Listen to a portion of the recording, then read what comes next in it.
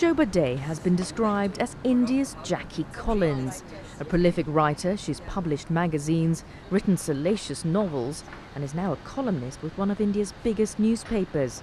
She has an opinion on everything, including how India and Indians are perceived.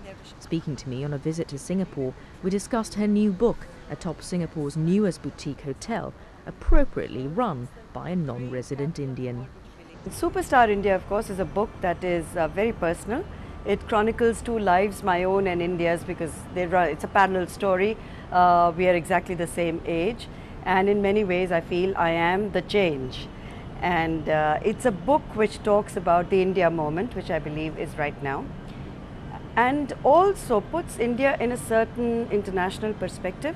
There are too many cliches about India. It was my chance, my golden opportunity to try and set some of those preconceptions about India, set them right, put them in the right context. Now these days we've got Indian firms taking over Western companies.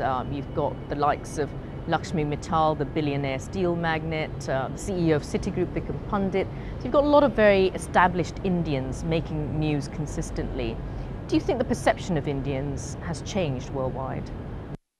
These are exceptional Indians, the ones you've mentioned, and I'd include Indra Nooyi in your list, the PepsiCo chief.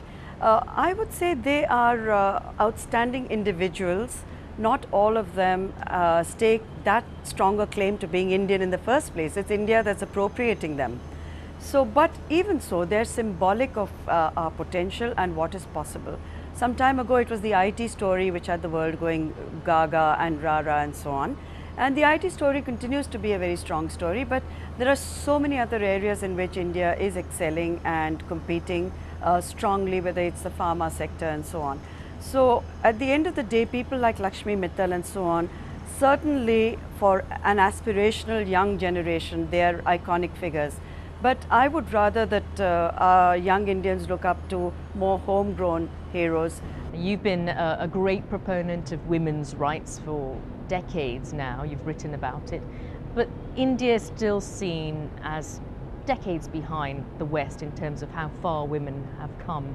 How much further do you think it needs to go? I'd say not far enough, but I wouldn't agree that it's decades behind the West as far as the treatment of women is concerned. Yes, if you're talking about rural India, there is no comparison. I mean, an urban woman in India is as privileged or not as privileged as her Western counterpart. But, you know, being just part of the sort of Sex and the City syndrome doesn't make you an empowered woman.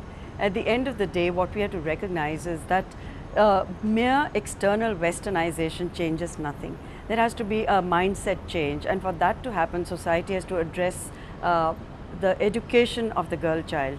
And unless she gets a shot at a better life through education, nothing is going to change. And I think there are a lot of very responsible people in government and outside government, a lot of NGOs working towards making this dream a reality.